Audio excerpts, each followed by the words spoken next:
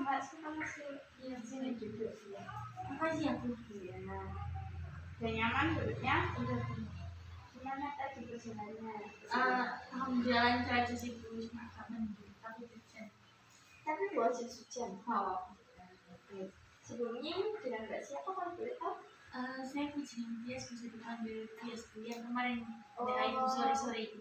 Ya, ini Mbak Tias ya. Iya Bu. Kalau boleh tahu gimana Mbak Tias kabarnya? Alhamdulillah baik Bu. Kalau kabar Ibu gimana? Alhamdulillah, aku juga baik. Jaga-jaga kesehatan ya. Sekarang kan mau musim hujan, biasanya kan banyak yang sakit gitu. Sebelumnya Mbak Tias ini menghubungi Ibu kan, membuat jadwal hari ini dan kita bertemu. Maksud tujuan Mbak Tias untuk menemui Ibu ini apa? Ya mau sharing-sharing gitu betul-betul. Oh, gitu.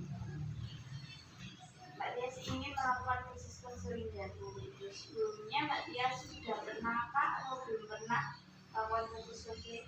Belum pernah. Nah, ini baru pertama kalinya Mbak Tias ya. Karena ini pertama kalinya Mbak Tias, sebelum kita mulai proses konseling kan ya, Ibu akan melakukan kayak menjelaskan sedikit tentang apa sih konseling itu. Jadi konseling itu merupakan proses pemberian bantuan nih dari konselor. Konselor itu Ibu sebagai guru BK dan konseling itu Mbak Tias sebagai orang yang sedang menghadapi sebuah masalah. Jadi konseling itu merupakan proses bantuan yang diberikan oleh konselor kepada konseli. Namun perlu digarisbawahi, yang menyelesaikan masalah, yang memberikan saran, menentukan jalan keluar, itu tuh konselingnya sendiri, bukan konselor. Gitu ya Mbak Tias. Sudah paham? Terus di dalam proses konseling itu ada asas-asas nih. Ada asas-asas. Yang pertama itu asas kerahasiaan. Jadi, semisal Mbak Tias kan nanti akan bercerita nih persoalan yang sedang dihadapi oleh Mbak Tias. Nah, Mbak Tias bercerita, maka kerahasiaannya akan terjaga. Benar-benar akan terjaga semua kerahasiaan Mbak Tias. Apa yang diceritakan oleh Mbak Tias ya cukup hanya itu saja. Tidak akan ada orang lain yang tahu tentang permasalahan itu. Jadi Mbak Tias tidak perlu takut untuk menceritakan permasalahannya kepada Ibu ya. Oh, jadi permasalahan saya ini tidak akan bocor gitu ya Bu? Iya, tidak. Soalnya saya tuh takut Bu. Saya tuh sebenarnya udah dari dulu pengen mau proses konseling Ya. gitu Bu. Namun saya tuh ya takut aja gitu Bu. Nanti takutnya tuh kayak dulu kan di SMA saya itu pernah Bu kayak ada anak itu habis kayak sering-sering gitu sama Bu kan. Ya fotonya guru-guru itu tadi itu kayak ceritain ke temen-temennya gitu. Mungkin itu hanya beberapa guru saja. Namun pada dasarnya ketika guru BK itu benar-benar lulusan dari S1 dunia dan konseling, mereka tuh memiliki etika yang harus dijaga. Salah satunya itu merahasiakan semua yang diceritakan oleh konselingnya kepada si konselor itu, begitu Mbak Tias. Jadi jangan khawatir, di sini Mbak Tias berbicara dengan orang yang profesional dan permasalahan Mbak Tias ini tidak akan tersebarluaskan. Jadi identitas Mbak Tias, permasalahan Mbak Tias, kayak detailnya permasalahan Mbak Tias ya nggak ada yang tahu selain kita berdua sama Tuhan. Yes. Soalnya tadinya tuh saya tuh kayak ragu gitu belum mau kayak cerita-cerita tapi kan belum pernah gitu. Jadi ya takut aja nanti kalau misalkan permasalahan saya tuh bocor. Iya, wajar kan, karena kan ini pertama kalinya Mbak Tias. Perasaan rasa ragu itu wajar, namun itu perlu Ibu tekankan tadi, di sini ada asas kerahasiaan gitu ya Mbak Tias. Jadi tidak perlu khawatir. Kan tadi Ibu menjelaskan asas kerahasiaan. Yang kedua itu ada asas kesukarelaan. Asas kesukarelaan maksudnya tuh kayak dalam proses konseling itu tidak ada paksaan. Mbak Tias datang ke Ibu karena kemauan Mbak Tias sendiri kan? Iya. Bukan karena kemauan orang lain? Bukan. Iya, karena kemauan Mbak Tias sendiri ya. Iya. Karena dalam proses konseling itu kayak nggak enak, nggak afdol, nggak boleh juga kalau dilakukan secara paksa gitu. Kan kalau dilakukan nggak enak dong. Iya. Ya. Terus tadi ada asas kerahasiaan sama kesukarelaan. Di sini juga ada asas keterbukaan. Yang penting juga sih, karena ketika Mbak Tias menceritakan permasalahan Mbak Tias secara detail, maka di sini ibu akan lebih tepat gitu. Bisa bermasalah Mbak Tias diceritakan secara detail, maka ibu akan lebih, oh sepertinya permasalahan ini cocok dengan teknik ini gitu. Misal Mbak Tias menceritakan permasalahan Mbak Tias setengah-setengah, nanti takutnya kan salah atau gimana. Jadi dalam proses konseling ini diharapkan Mbak Tias untuk menceritakan permasalahan Mbak Tias sedetail-detailnya. Jadi ya Mbak Tias, Iya Bu, nanti saya akan cerita. Saya juga buka sama ya, halus sekali. Dalam proses konseling itu tuh nggak mungkin Mbak kita kayak berbicara semau kita gitu loh, kayak nggak ada ketentuan waktu. Nah sebelum kita melakukan proses konseling, kita tetapkan waktunya dulu ya. Bagaimana kalau misal kita 30 menit dalam melakukan ini, nggak apa-apa? Ya. Kalau semisal 30 menit itu permasalahan Mbak Tias belum dapat diselesaikan, kita akan berhenti terlebih dulu. Kita akan bertemu di minggu depan, karena proses konseling itu tidak bisa Mbak Tias hanya satu kali saja. Jadi kita ketemu minggu depan ya. Semisal permasalahan Mbak Tias ini tuh sudah mendapatkan kayak jalan keluarnya sebelum 30 menit, kita hentikan terlebih dahulu, tidak tahu kan Mbak Tias? Oke. Jadi kita sepakati 30 menit. Baik. Sekarang Mbak Tias bisa menceritakan permasalahan Mbak Tias. Jadi saya tuh merasakan kayak apa ya Bu, ya sedih, ya cemas, terus takut gitu Bu. Dan itu menurut saya itu sudah berlebihan gitu Bu, rasa yang saya alami. Rasa sedih ini tuh disebabkan oleh apa? Ya ada Bu. Jadi gini Bu, saya kan itu ya Bu, mahasiswa ya Bu, semester 5 kan udah tua-tuanya nih Bu, tugas juga banyak. Dan tugasnya itu bukan kayak yang ngerjain gitu, bukan yang kayak soal-soal gitu enggak Bu, jadi kayak bikin makalah, PPT, artikel, semua kayak gitu Bu. Dan itu kan membutuhkan waktu yang lama ya Bu, kan nggak bisa ya sehari itu selesai. Nah ada saat dimana saya itu lagi pusing-pusingnya dosen juga, lagi bingung, lagi capean juga gitu ya Bu. Saya ini mau UAS juga, jadi kayak tugas itu nggak berdatangan gitu loh Bu. Iya. Nah terus saya ada permasalahan sama orang tua saya Bu, ibu saya. Mbak Tias ada permasalahan dengan dengan ibu Mbak Tias kan ya? Iya. Kalau boleh tahu apa tuh?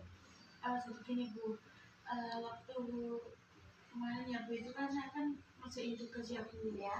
Nah saya tuh udah capek Bu, kan paginya kan saya kan kuliah ya Bu. Kuliahnya jam 8 gitu Bu, sampai jam 12. Sampai siang ya? Iya, sampai Terus? siang waktu.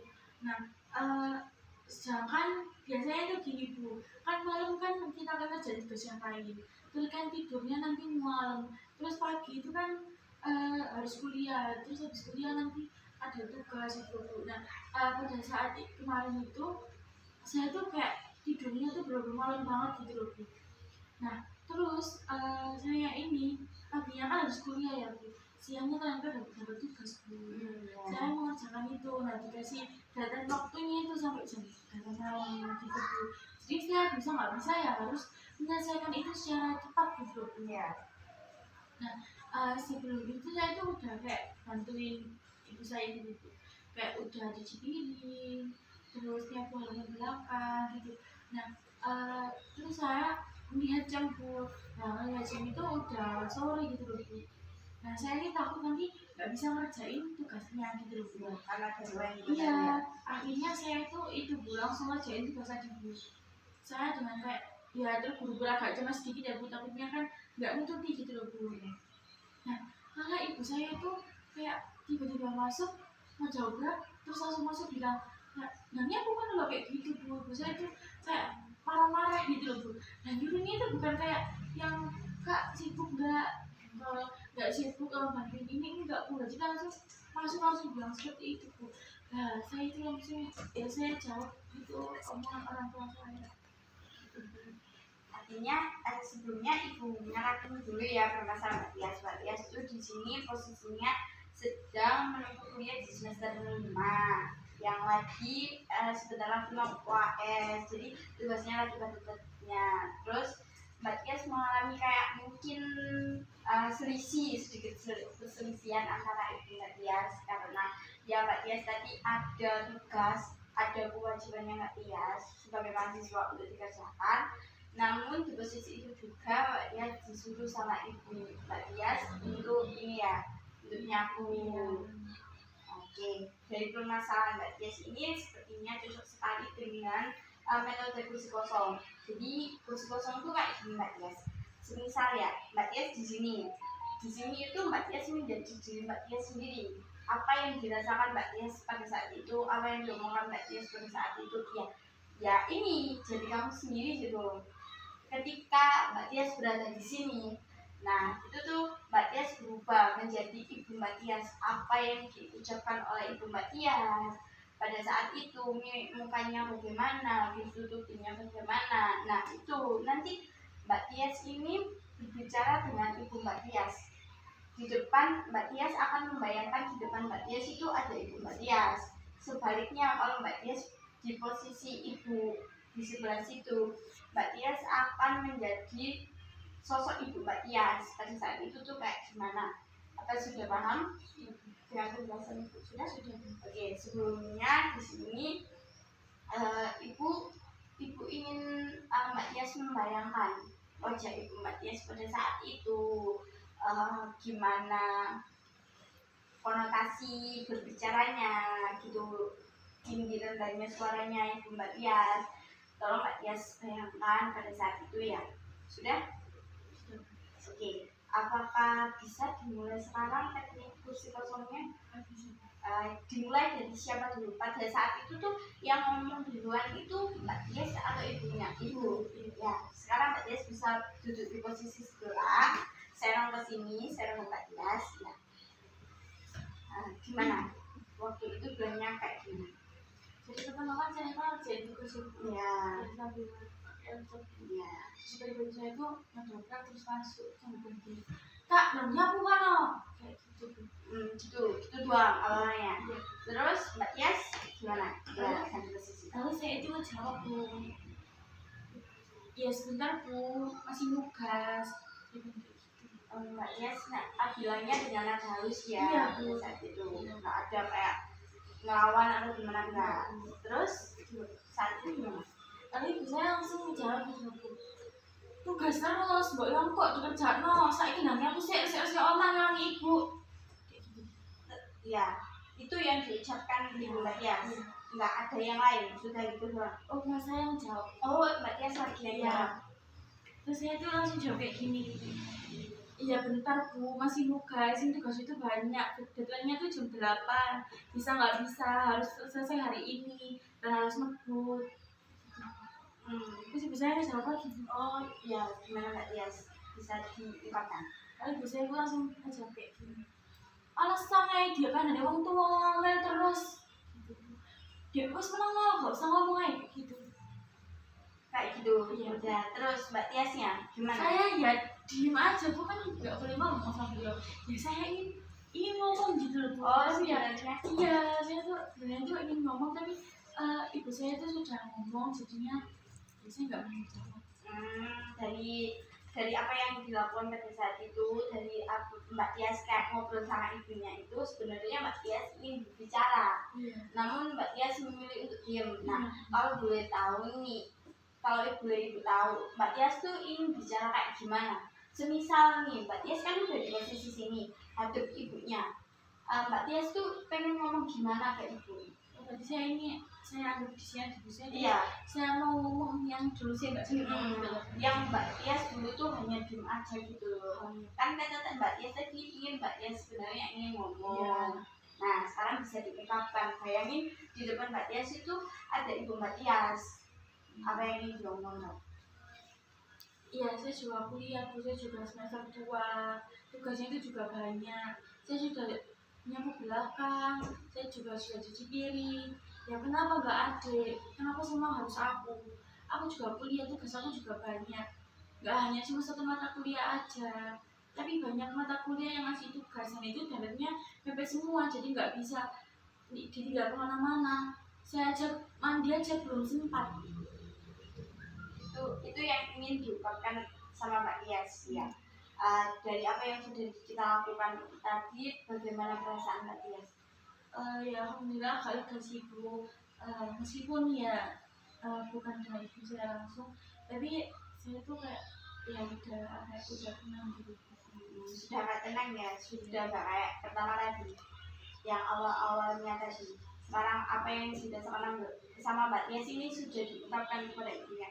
Kalau semisal nih ibu memberikan tugas Mbak Tias, memberikan tugas kepada Mbak Tias bisa mengungkapkan apa yang Mbak Tias bilang ini tadi ke ibu Mbak Tias, apakah bisa? Insya Allah bisa. Bisa ya? Bisa ya Mbak Iya, Tias. aku pasti bisa. Aku meskipun ya agak takut gitu loh Bu, tapi ya kalau nggak diomongin tuh kayak jadi beban gitu loh Bu. Iya, betul sekali. Apapun sekecil apapun yang kita rasakan lebih baik diungkapkan. Namun harus diketahui dulu intonasi nada. Janganlah kayak kita berbicara sama orang tua tapi teriak-teriak kan kayak gimana gitu. Nah, kita harus mengetahui kondisi situasi juga. Saya juga kan berusaha ngomongkan saya itu dengan nada yang sangat rendah. Urusan nanti diterima ibu atau tidaknya ya terserah ibu saya kan. Yang penting saya sudah menyampaikan gitu Bu, kayak jadi unek-unek gitu loh Bu. Kok nggak disampaikan tuh kayak jadi berimbal di otak gitu. Nah, bagus sekali Mbak Tias. Mbak Tias itu sudah menemukan jalan keluar dari permasalahan hidupnya Mbak Tias sendiri sebenarnya. Jadi saya rasa proses konseling kali ini kita sudahi karena Mbak Tias sudah menemukan jalan keluar. Kita akan bertemu di minggu depan ya Mbak Tias untuk mengetahui apakah benar nih Mbak Tias sudah menceritakan itu semua kepada ibu dan respon ibu kayak gimana. Kita akan bertemu di minggu depan untuk melakukan proses konseling. Ya, nggak apa-apa kan? Nggak apa-apa. Terus harinya gimana? Harinya kita sesuaikan aja, hari biasa aja, jangan weekend ya, karena kan yang weekend itu buat ibu-ibu dan juga.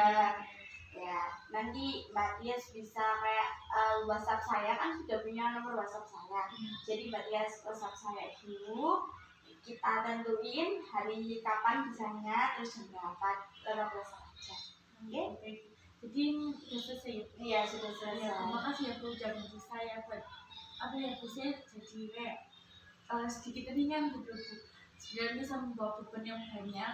Terus tiba-tiba setelah kayak sharing-sharing sama ibu, melakukan proses konseling, itu udah kayak sedikit ringan gitu ya. Sama-sama Mbak Tias harus tetap semangat ya, walaupun masalahnya pasti ada jalan keluar. Ya, gitu. Terima kasih banyak Ya, hati-hati Mbak Tias. Iya, sama kamu ya Bu. Ya, hati-hati Terima Mbak kasih Tias. Bu. Ya.